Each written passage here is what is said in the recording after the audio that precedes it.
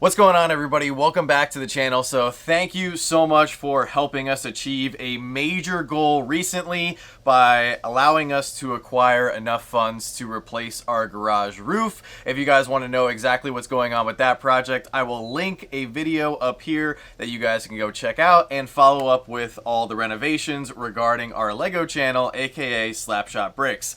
Today, we're going to be getting back to the regularly scheduled content here on Slapshotpops, and we're going to be talking about the brand new 14-inch premium vinyl Jumbotron figure, Felix the Cat, which is actually dropping today. And if you want to own one, then you will have to jump into the EQL system to be eligible to purchase one of these limited edition figures. The Felix the Cat is the 9th Jumbotron figure that we've had released directly from Funko. It's limited to only 1,200 pieces. There's no chase or anything. The figure itself is just that, so there's no other mystery or rare variant that you could possibly pull. It does come with a certificate of authentication, which is pretty cool, and it also has a very fancy collector's box. Now, looking at the Felix the Cat figure here for just a moment, it actually looks really good, and I really like the way they did it, where they actually gave him his famous bag of tricks. If you guys remember, for us soda collectors,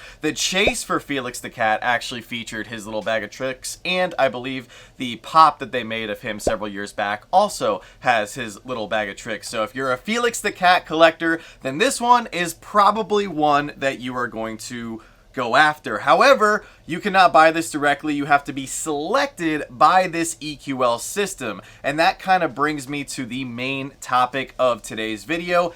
Is this EQL system even necessary? As I want to take a brief look back at the previous 8 Jumbotron figures that they've released and show you guys what they are currently trending for on the secondary market, since this is a very limited time drop. Once the people that are selected are eligible to purchase these, Funko does not release them again. So there really is a very small window for which you can enter in to possibly own one of these highly exclusive figures. And as I was doing the research for this video, I actually came across a lot of really interesting facts. So let's take a step back here down memory lane. Although most of you guys will probably remember the first one that released last year was in May of 2024. So last year we got the limited edition Freddy Funko, limited to only 1,200 pieces, retailed for $250, and it currently has a eye-opening value of only $135, which I thought was really crazy considering how popular Freddy Funko is. He is the mascot of Funko, of course, and the Freddy Funko Jumbotron figure was actually really exciting. I actually had the opportunity to see it in person last year via somebody who had one. I happened to run into them at a local flea market in New Jersey, and I got to see it in person, and it looked amazing. I particularly love the box art that, you know, it came in and everything, and I just thought it was a really cool figure. However, clearly you did not have to pick one up at that $250 retail price, as you can get it for significantly cheaper here in 2025. And we're just getting started. The next one that we had, also limited to 1,200 pieces, released in June of last year, we got the Speed Racer Jumbotron. Now, for whatever reason, PPG actually has this one valued currently at $310. I find this value to be wildly inaccurate, as based on some recent sales, I would actually value this one at $200, which once again puts this one under retail. Now, it is a cool figure. Speed Racer fans, I'm sure we're very excited to get this one in hand. However, trending under market value or trending under the retail value is definitely cause for concern.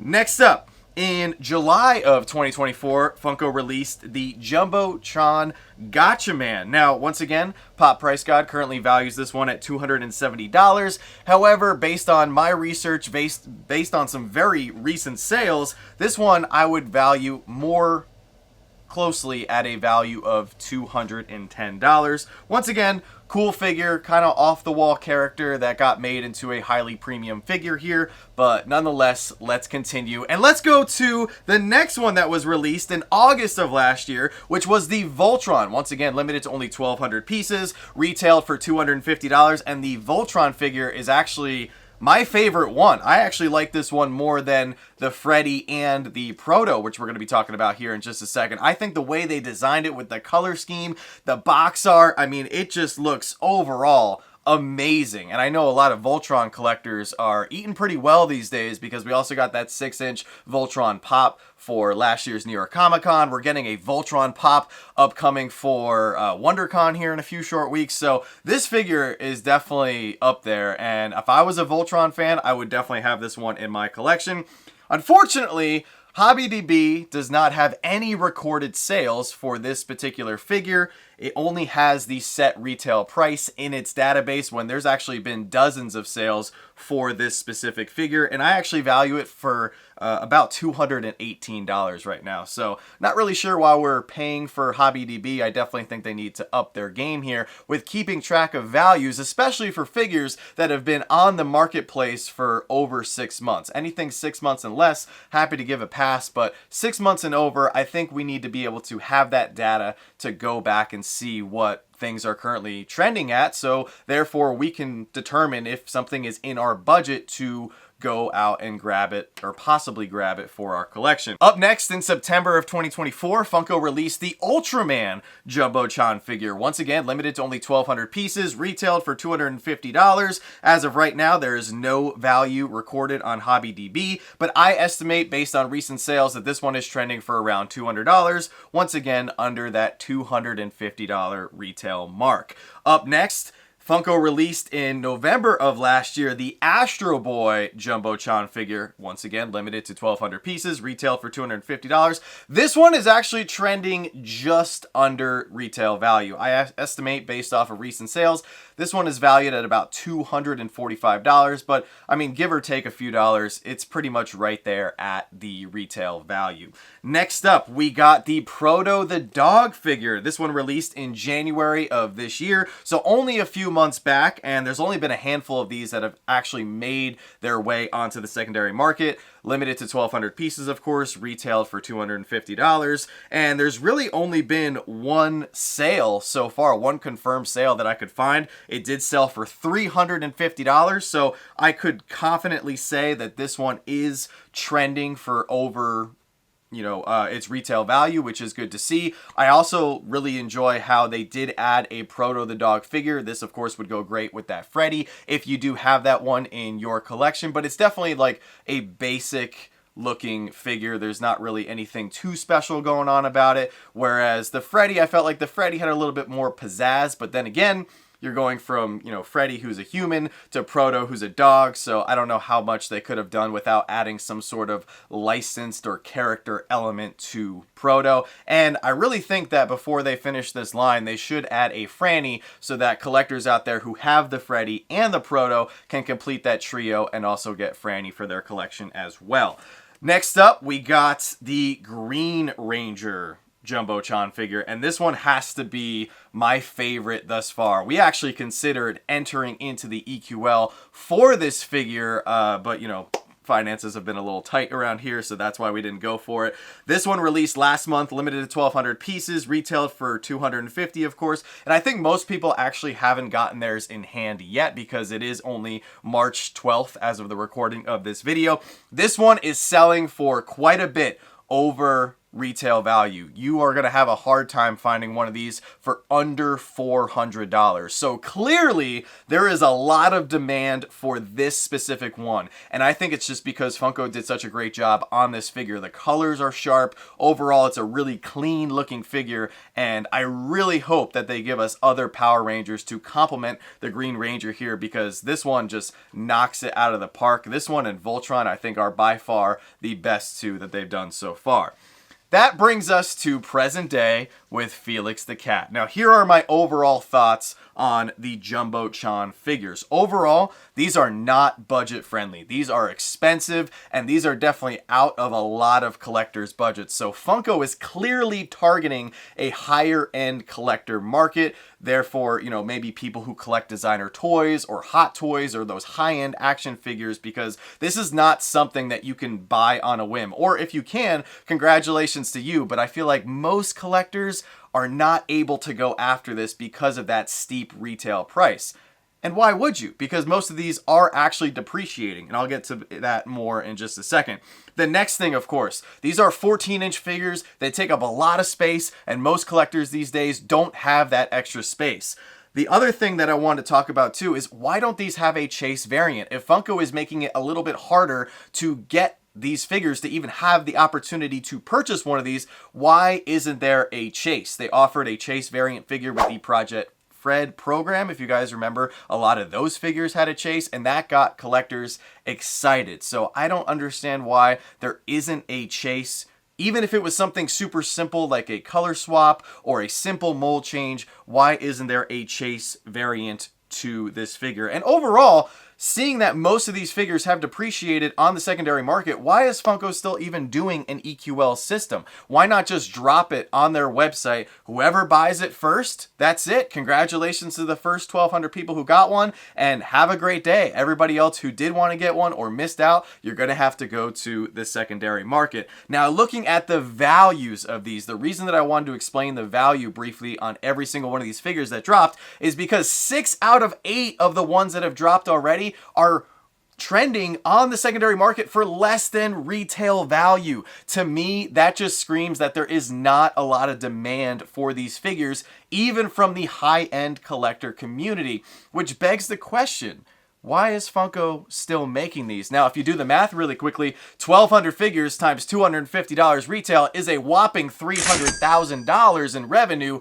before their fees and their costs to make the figure, ship the figure, market the figure, and everything. So it could be a nice quick buck for Funko, but seeing that these are mostly trending for under retail value is definitely a red flag. The other big point that I wanted to discuss briefly here is these are Japanese influenced figures. Clearly, the man behind this program, or someone who had a lot of influence into these figures, was Mike Becker, who is no longer at Funko. He has started his own company, which looks to be incredibly successful, and I do want to do a follow-up video on Rakimoto and their figures, because I actually think they have a lot of potential to be successful. But with Mike Becker leaving Funko, I expected these figures to also go with him, or to just silently fall by the wayside. But clearly, it's March, and this is the third one that they've dropped here in 2025. Could this be something that we continue to see every single month as a regular drop?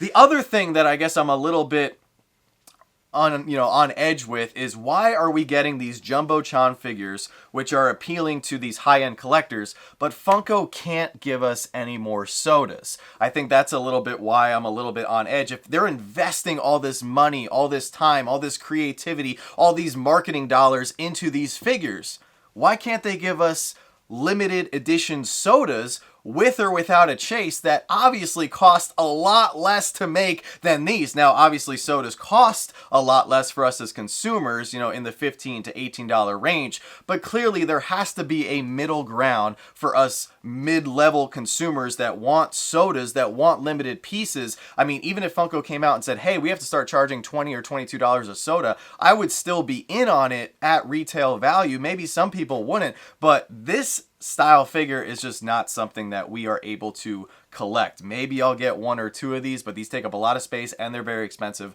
These are not something that we are necessarily drawn to as collectors. And that brings me to my last point. I feel like Funko is going in 2 different directions here at the moment. They're going all in on Bitty Pops, which are great because they are very budget friendly. They are great for most types of consumers because they don't take up a lot of space and they're inexpensive. And then over here you have these Jumbo-chan figures, which are very expensive and take up a lot of space. And I'm sitting here with, I would bet most of you guys here in the middle, and scratching my head and going, Funko, we're not doing sodas and we're dropping these high-end limited pieces here on the site. Why can't we get a 1,200 piece Funko Pop dropping on the site? Now that is something I would gladly enter into the EQL system for and throw my hat in the ring and hope that I would get picked for. And I would say there's not many things that they could put up at only 1,200 pieces in regards to a pop that I would say no to. I would even try to get in on it if it was an anime pop. With it being that limited, I would just want to see, like, hey, could I get one of these and have the opportunity to pick it up? Even if they were to say, say, hey, at 1,200 pieces, we're going to drop this really cool limited pop with or without a chase, but it's going to be $25 because, you know, it is on the limited side and not everybody's going to be able to buy this. And I would bet a bunch of people would still say, heck yeah, I'm in at 25, maybe even $30, because a 1,200 piece pop, depending on character and line, for the most part, is going to be worth more than that on the secondary market. So that is my full breakdown of the Jumbotron figures as we stand here in March of 2025. But I definitely want to hear all of your thoughts down in the comment section below. Are you going after Felix the Cat? Do you own any of these Jumbotron figures? Or if you don't happen to own any of them, now you know the values for all of them, so you could go to the aftermarket here and pick one up on a good deal. I'm sure we'll be discussing this more tonight on Pop Force 1, so if you're not doing anything, 9 p.m. Eastern, come over and hang out with us over on Professor Josh's channel. So with that being said, don't stop shooting until you score, and we'll see you guys next time.